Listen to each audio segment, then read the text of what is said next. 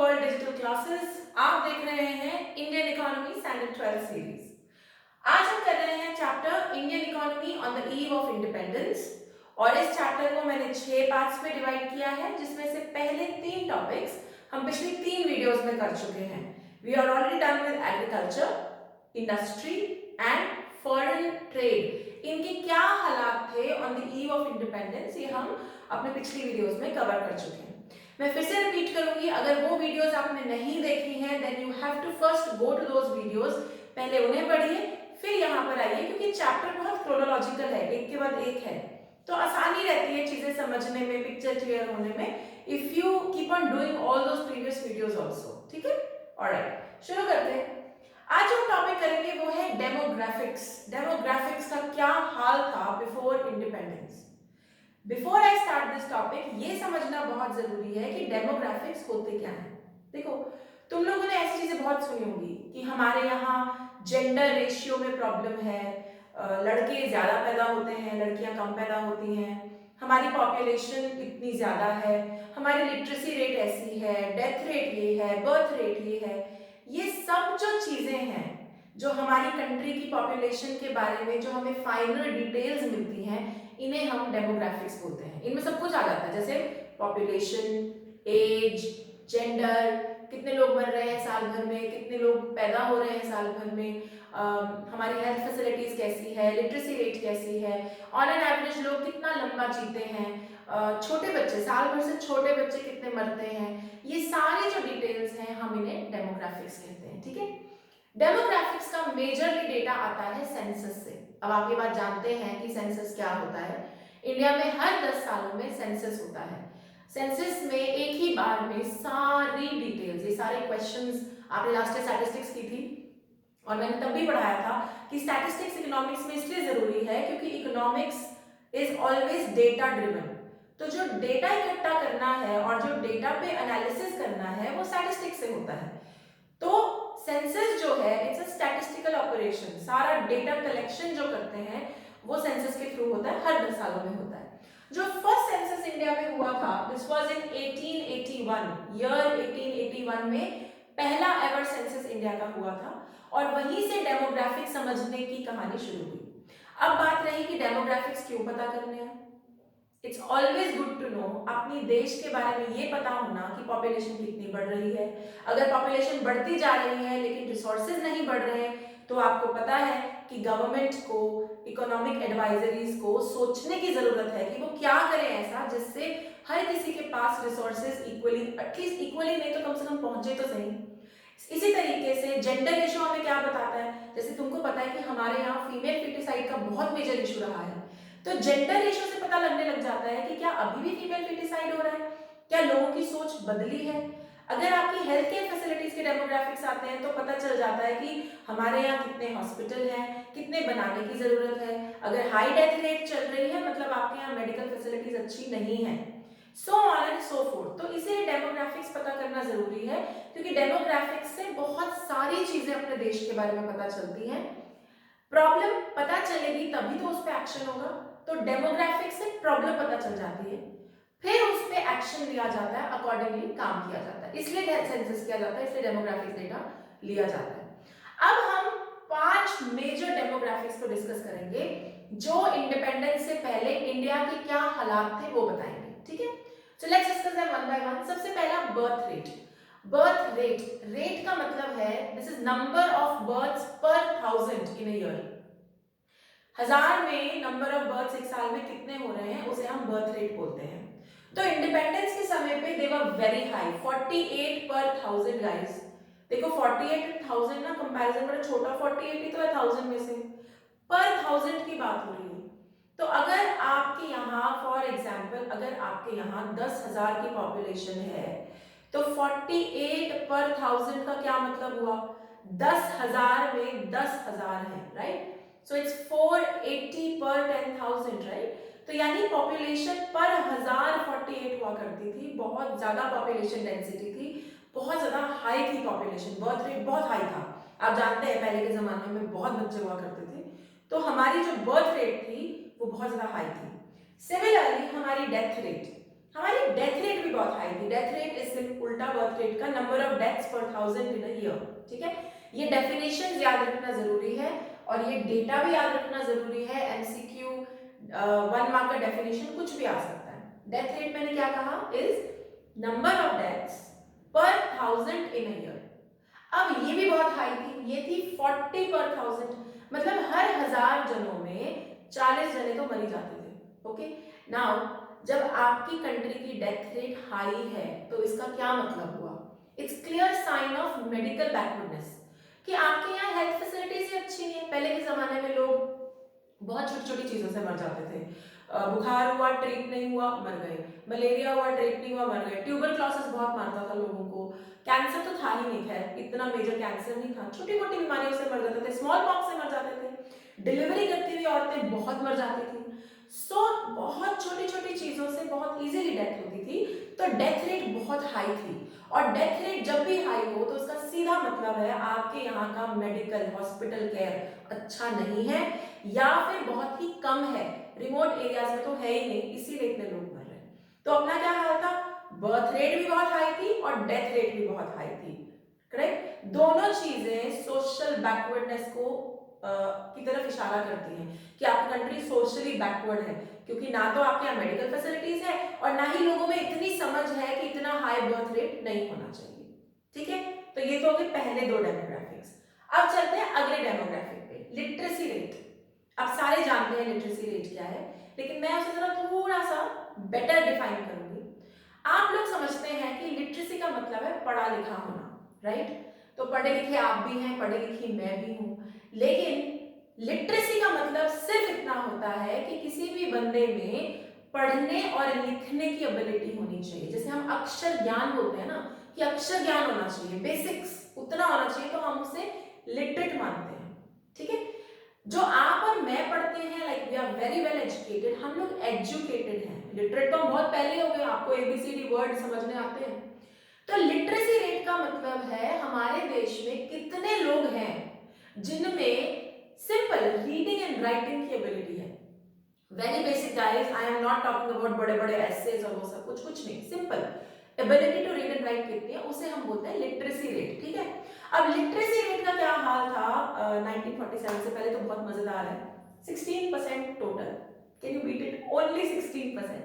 तो मतलब अगर तुम्हारी पॉपुलेशन 1 लाख की थी तो उसका 16% इतना कम तुम्हारी पॉपुलेशन जो थी दैट वाज लिटरेट, बहुत ही कम लिटरेसी रेट थी।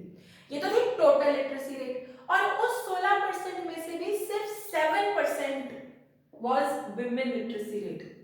गाइस 1 लाख, अगर 1 लाख की पॉपुलेशन थी, वैसे तो इतनी कम पॉपुलेशन कभी भी नहीं थी, बट अगर 1 लाख की पॉपुलेशन थी तो उसमें से 16% total literacy rate. So 1 lakh into 16 by 100 into 7 by 100, 7% was women literacy rate। मतलब इतना कम औरतों को पढ़ाया जाता था। ऑब्वियसली जब किसी कंट्री की लिटरेसी रेट सिर्फ एबिलिटी टू पढ़ना और लिखना भी 16% हो, तो आप समझ सकते हैं कि वो कितनी बैकवर्ड होगी in terms of social and economical backwardness. क्योंकि काम कौन करता है? हम लोग ही तो काम करते हैं। अब जब पढ़ना लिखना भी नहीं आता, अक्षर ज्ञान भी नहीं है, तो कितनी बैकवर्डनेस होगी? ये हाल था। फिर इन्फेंट मोर्टेलिटी रेट। अब इधर दो शब्द हैं, दोनों को ध्यान से समझो। इन्फेंट, इन्फेंट का मतलब क्लियर डेफिनेशन इज 1 साल से या 1 साल का बच्चा, 1 साल से कम या 1 साल का बच्चा, मतलब a child up to the age of 1 year is called infant. ठीक है, उसके बाद बच्चों को हम टॉडलर, चिल्ड्रन ऐसे बोलते हैं। 1 साल तक का बच्चा इज इन्फेंट। मोर्टेलिटी मतलब डेथ। तो number of deaths of a child up to the age of 1 year per 1000 in a year. 1 साल में 1 साल से कम या 1 साल के कितने बच्चों की डेथ्स हुई है उसे हम बोलते हैं इन्फेंट मोर्टेलिटी रेट। अगेन बात क्लियर है, अगर छोटे छोटे बच्चों की बहुत डेथ हो रही है तो इसके दो कारण हैं, या तो आपकी मेडिकल फैसिलिटी अच्छी नहीं है तो डिलीवरी के समय ही बच्चे की डेथ हो रही है, या फिर आपके यहाँ माल न्यूट्रिशन का प्रॉब्लम है। माल न्यूट्रिशन मतलब खाना नहीं है लोगों के पास, न्यूट्रिशन देने के लिए, अपने बच्चों को देने के लिए इतनी भुखमरी, इतनी गरीबी है कि उनके लिए आपके पास पैसे नहीं है, आप उनको खाना नहीं खिला सकते तो बच्चे मर जाते हैं। ठीक है, दिस बिफोर इंडिपेंडेंस वाज 218 पर 1000 गाइस, इट्स अ वेरी बहुत बड़ा नंबर है। हर 1000 बच्चे में से 218 बच्चे साल भर की उम्र से पहले ही मर जाते थे। और ये बहुत बड़ा कारण ये था कि ब्रिटिश रिजीम के समय हमारी अपनी कंट्री पे तो किसी का ध्यान था ही नहीं, तो फेमाइन्स होते थे, सूखे पड़ते थे, भुखमरी होती थी, इनकम कमाने का कोई सोर्स नहीं था, और जो बचा कुचा पैसा आता था वो देश पे लगता नहीं था, वो ब्रिटिशर्स की अपनी तिजोरियों में जाता था। तो हमारे यहाँ औरतें भी बहुत मरती थी और बच्चे भी बहुत मरते थे। 218 बच्चे पर 1000 साल के ऊपर भी नहीं टपते थे, ये हाल था। आज के डेट में दिस हैज रिड्यूस्ड टू 40 पर 1000, अभी भी है, यू विल बी सरप्राइज्ड, अभी भी है। आप और मैं शायद बहुत ही अच्छे एनवायरमेंट्स में रहते हैं जहां हम ये सोच भी नहीं सकते कि डिलीवरी के समय किसी औरत की डेथ हो जाए या बच्चे की साल भर से पहले डेथ हो जाए, अनटिल अनलेस कोई एक्सीडेंट हो जाए, हम सोच भी नहीं सकते, लेकिन अभी भी है। लेकिन 218 से 40 पर 1000 पर की डेटा आ चुका है। अब 40 बच्चे पर 1000 मरते हैं, अभी भी काफी हाई, ओके, क्योंकि हम लोग डेवलपिंग इकोनॉमी है। लेकिन चलो फिर भी थोड़ा बेटर तो हुआ है, क्योंकि पिछले 72 ईयर्स में हमारी मेडिकल फैसिलिटीज, हमारे यहाँ की हॉस्पिटल मैनेजमेंट, अवेयरनेस, ये सब काफी बढ़ गया है। ठीक है, अगले में चलते हैं लाइफ एक्सपेक्टेंसी। लाइफ एक्सपेक्टेंसी होता है कि ऑन एन एवरेज हमारे देश का इंसान कितना लंबा जीता है, कितने साल जीता है। अगेन, लाइफ एक्सपेक्टेंसी, लंबी उम्र काटने के पीछे कई कारण हैं। आपका खाना पीना, आपका एनवायरनमेंट, आप कितने स्ट्रेस फ्री रहते हैं, और सबसे इंपॉर्टेंटली मैक्रो इकोनॉमिकली कि आपके देश में हेल्थ फैसिलिटीज कैसी हैं। अगर आपको कोई दिक्कत है कि आप जल्दी हॉस्पिटल जा पाते हैं, तो पहले हमारे यहाँ ये life expectancy was 44 years only, 40-44 के आसपास। बहुत, इनफैक्ट इफ यू नो, बहुत पुरानी एक्ट्रेसेस थी, लीडिंग एक्ट्रेसेस, मुझे नहीं पता अगर आप उनको जानते हैं, मेरे बहुत पुराने टाइम की थी, जैसे मधुबाला, मीना कुमारी जी, इन सब की death, Madhubala died at the age of 29, Meena Kumari died at the age of 31, 31 और 29 में मर गए।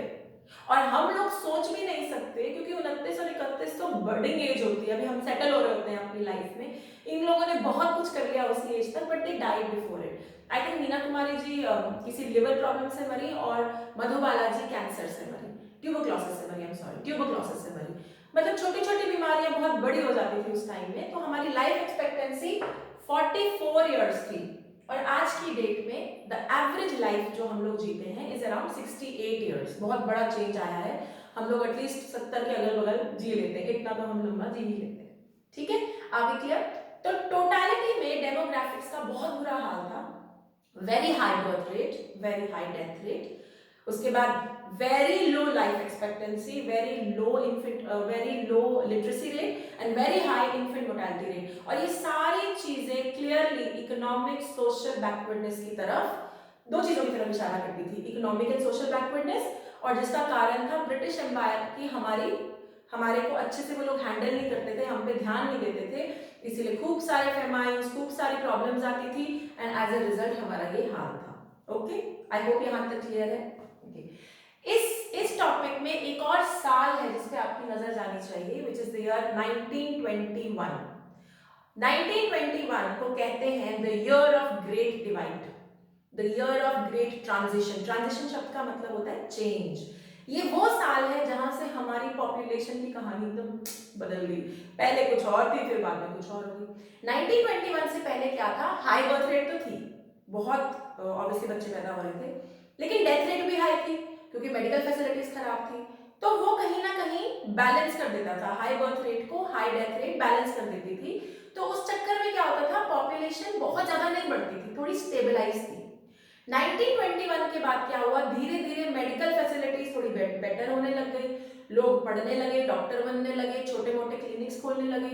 तो क्या हुआ, बर्थ रेट तो हाई थी, लेकिन डेथ रेट धीरे धीरे कम होने लगी। रिजल्ट क्या हुआ, द पॉपुलेशन स्टार्टेड एक्सपैंडिंग। और अब 1921 से पहले पॉपुलेशन का ग्राफ ऐसे था, 1921 के बाद पॉपुलेशन का ग्राफ ऐसे होने लगा, और धीरे धीरे धीरे धीरे बढ़ते आज की डेट में we are the second most populous country in the world. और अभी 2021 में ही सेंसस होने वाला है, क्योंकि 2011 में पिछला सेंसस हुआ था, उस समय हम आई थिंक 135 मिलियन के आसपास थे, अब पता नहीं क्या हाल होगा। तो वो 1921 का साल और तब से हम लोग कभी अपनी पॉपुलेशन में नॉर्मलाइज नहीं हुए, बढ़ते ही चले गए। जब हम आगे इंडियन इकोनॉमी पढ़ेंगे तो आज शायद पहली बार तुम्हारे जीवन में तुम्हें ये समझ में आएगा कि पॉपुलेशन इतनी बड़ी बला क्यों है। विल डिस्कस इट जब हम इंडियन इकोनॉमी आगे बढ़ाएंगे। ओके, अभी के लिए ये टॉपिक क्लोज्ड है। क्विक रिवीजन 1921 को याद रखना, year of divide MCQ question है।